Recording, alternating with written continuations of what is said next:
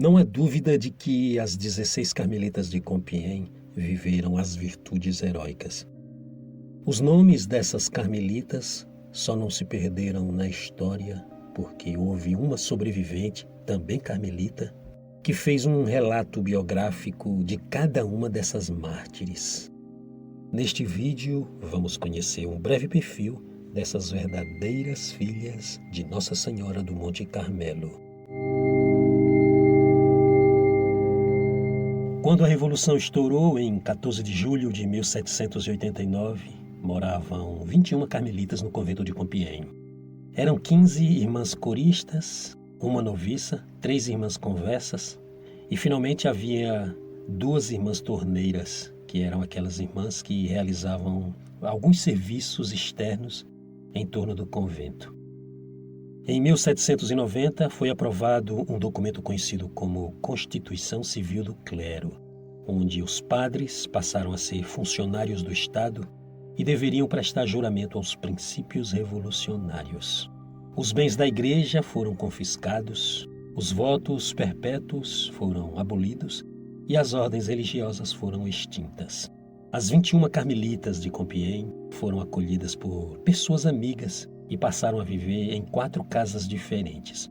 A situação delas era tão complicada que elas não tinham dinheiro nem mesmo para comprar roupas de civis para cada uma delas usar.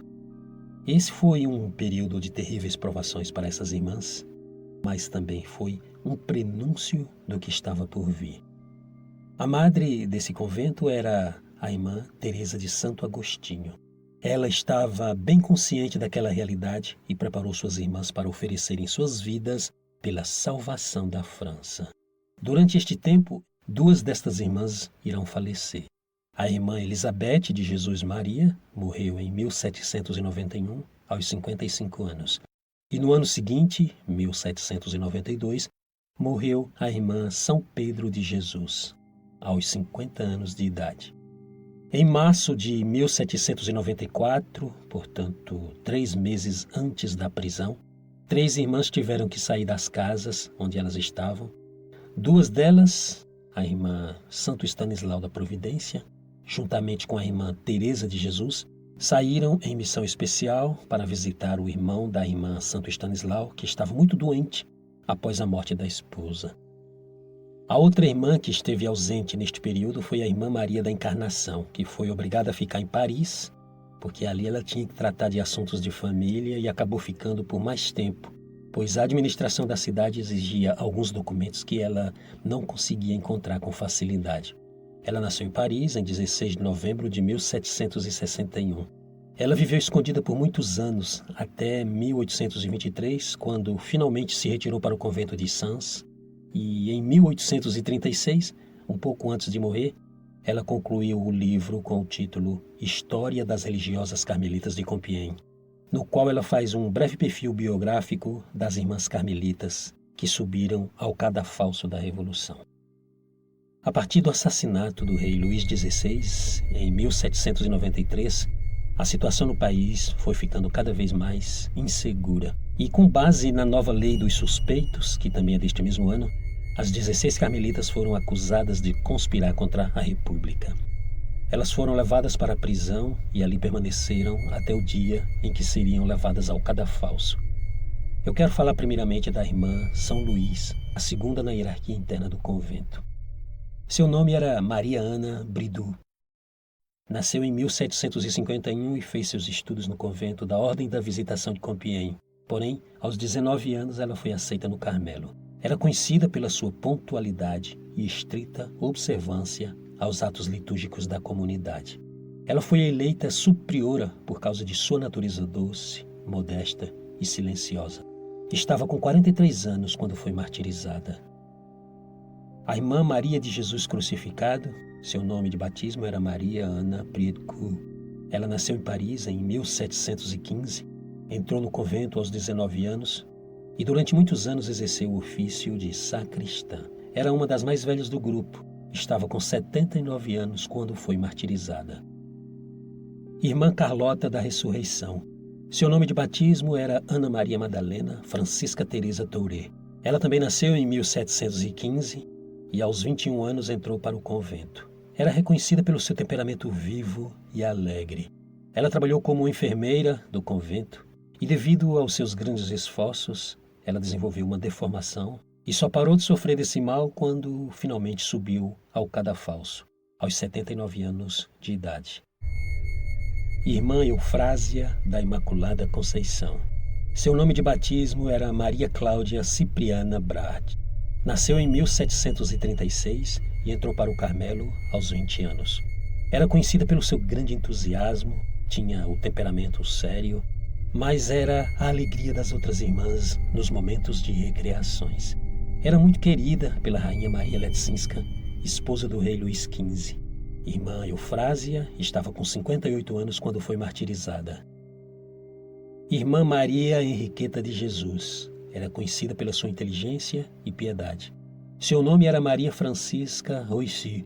Nasceu em Paris em 1745 e entrou para o Carmelo aos 17 anos. Na cerimônia em que ela fez os votos perpétuos, ela recebeu o véu das mãos da rainha Maria Leczinska, que gostava de assistir a essas cerimônias. Antes de completar 34 anos, ela foi eleita priora da comunidade. Tal era o grau de suas virtudes. Depois ela foi reeleita em 1786, quando deixou o cargo de priora para ser mestra de noviças. No momento do seu martírio, ela tinha 49 anos. Irmã Teresa do Coração de Maria. Seu nome de batismo era Maria Ana Anicete. Era uma mulher conhecida pela sua sabedoria e tinha o dom do discernimento. Nasceu em 1742, entrou para o Carmelo aos 21 anos. No momento de seu martírio, ela estava com 52 anos. Irmã Teresa de Santo Inácio. Esta era uma verdadeira mística da comunidade. Seu nome de batismo era Maria Gabriela Trezio. Nasceu em Compiègne em 4 de abril de 1743. Ela viveu uma vida de profunda contemplação, silêncio e solidão. Mesmo naquela fase quando as irmãs foram expulsas do Carmelo e obrigadas a viver nas casas de pessoas amigas. No momento do martírio, ela estava com 51 anos. Irmã Júlia Luiz de Jesus. Seu nome era Rosa Cristian. Nasceu em 1741 e quando tinha 18 anos, casou-se, mas ficou viúva 5 anos depois. Ela viveu vários meses em profunda depressão, melancolia, mas aos poucos ela começou a se erguer com a ajuda de seu tio, que era um sacerdote. Ela teve um encontro fundamental com a Madame Luísa de França e foi a Madame Luísa quem orientou a jovem Rosa para que entrasse no Carmelo de Compiègne. Quando Rosa entrou no Carmelo, ela estava com 35 anos e logo recuperou a alegria de viver. Quando foi martirizada, ela estava com 52 anos. Irmã Maria Henriqueta da Providência. Seu nome de batismo era Maria Antonieta Pelhas. Nasceu em 1760. Pertencia a uma família de 12 filhos. 3 de suas irmãs entraram na congregação das Irmãs da Caridade de Nevers. Na adolescência, chegou a frequentar esta congregação, mas sua beleza chamava muito a atenção das pessoas. Então, ela percebeu que isso poderia ser um grande empecilho para a salvação de sua alma. Aos 25 anos, ela renunciou ao mundo e foi viver na clausura do Carmelo de Compiègne. Ali, ela também exerceu o cargo de enfermeira. Quando foi martirizada, estava com 34 anos. Irmã Constância. Esta era a noviça do Carmelo. Seu nome de batismo era Maria Genoveva. Nasceu em 1765 e entrou para o Carmelo um ano antes da Revolução Francesa. Ela iria fazer seus votos definitivos em outubro de 1789, mas em julho começou a Revolução e isso mudou tudo. Logo em seguida veio a Constituição Civil do Clero, proibindo e cancelando todas as ordens religiosas. Os familiares de Constância perceberam a gravidade da situação e exigiram que ela voltasse urgentemente para a casa paterna. De fato, aquele foi um período de muitas provações para a irmã Constância, que, por um lado, tinha sua família fazendo pressão para que ela saísse do convento, e, por outro lado, ela não podia professar os votos definitivos porque a situação do país ficava a cada dia mais incerta. Porém, a irmã Constância estava decidida a permanecer com as outras irmãs até a morte. No dia do seu martírio, ela estava com 29 anos. Irmã Maria do Espírito Santo. Seu nome de batismo era Angélica Russelli. Ela nasceu em 1752, entrou para o Carmelo aos 31 anos e no momento do seu martírio ela estava com 52 anos. Irmã Santa Marta. Seu nome de batismo era Maria de Fou. Ela também tinha 31 anos quando entrou no Carmelo e era conhecida por todas como uma grande alegria, uma irmã cuja presença era muito edificante.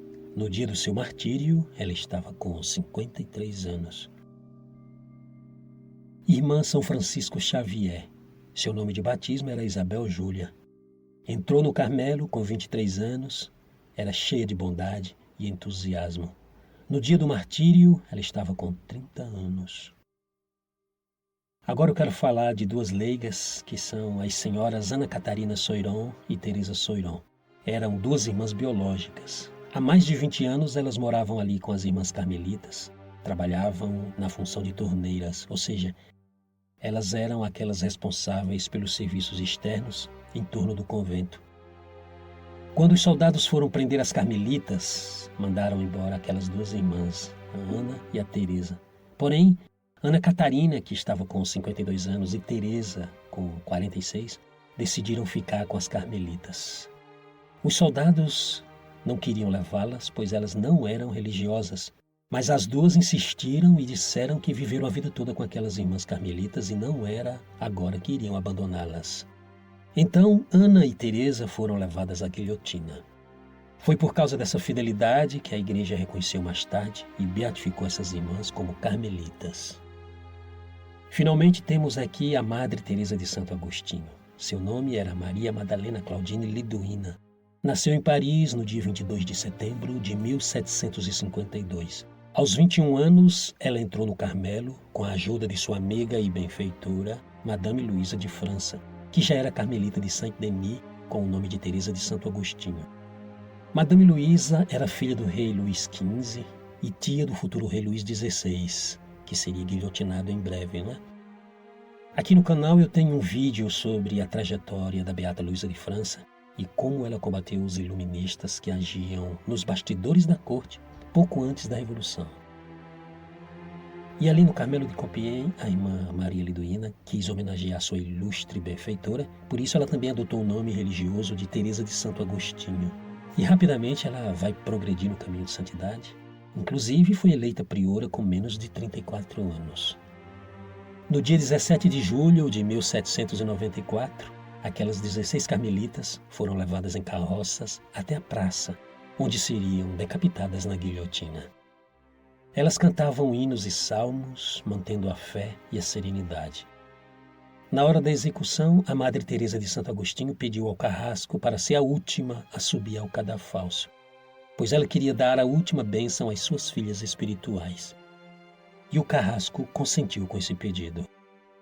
70 anos depois, o Carmelo de Compiègne foi restaurado e teve início o processo de beatificação das 16 carmelitas.